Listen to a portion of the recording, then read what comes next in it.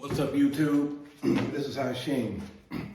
I watch a lot of YouTube, a lot of different things, and something came to mind when I was in the basement looking through all my old rap tapes and stuff.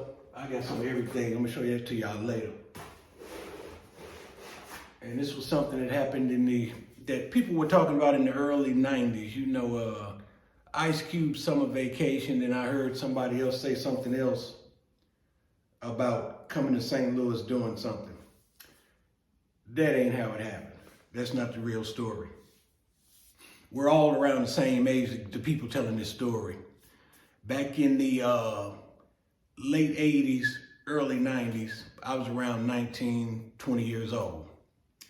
Now, the first time people came that we noticed, people coming from California, they stuck out because at the time we were wearing Lee's, Levi's, Jordans, Sergio Valente, the jogging suits that you would see, like the Gucci suits like Eric B. and Rakim would wear, or if you know hip hop, Finesse and Sequence would wear, jogging suits like that, and of course Adidas.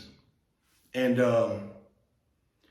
we started noticing dudes coming here that wore tan khakis and t-shirts. Now, when we were young, if you wore some shit like that, you were either fresh out of jail or you were a fucking bum. You were broke.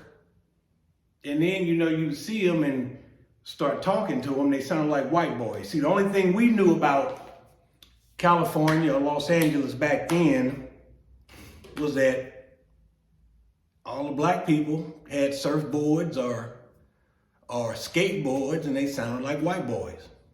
And that was that. You know, until I visited San Diego and went through LA around that time, because I had a friend that was living, that her mother had married a guy that was in the Navy, and she was living out there, and I went to visit. But that's another story. But like I said, we would notice these guys coming here. Nobody paid that much attention because, like I said, they looked like bums to us, being that young and dressing like that. Then you had a couple of them that had their hair slicked back like a woman in a ponytail. Now, I was vain back then, bold and all that. These dudes looked like homosexuals. That's what we were thinking. Something's up with this dude with his hair slicked back like that.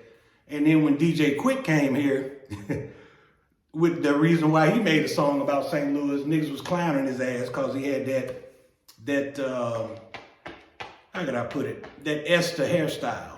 You know, looking like a middle-aged woman with the rollers fresh out his head. That shit was foreign to us. Like I said, we were wearing different style of shit. We wasn't out there dressing like bums.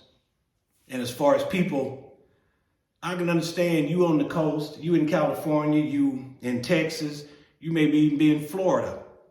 You're at the border, so you're gonna get the best prices when the shit comes across the border. And as you get further inland, you know, you get less and less and the price goes up. So I'm quite sure there were people coming from California maybe selling a little bit, and people were comping because they were getting more for their money. But I guarantee you, after about 2 or 3 times coming back and forth, niggas was taking their shit in St. Louis. You wasn't finna come here and take nobody's corner or do none of that shit.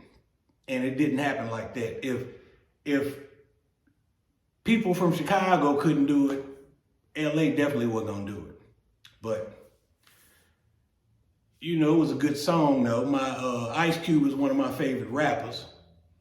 I got a couple of other favorite West Coast artists, but you know, shit didn't happen like that.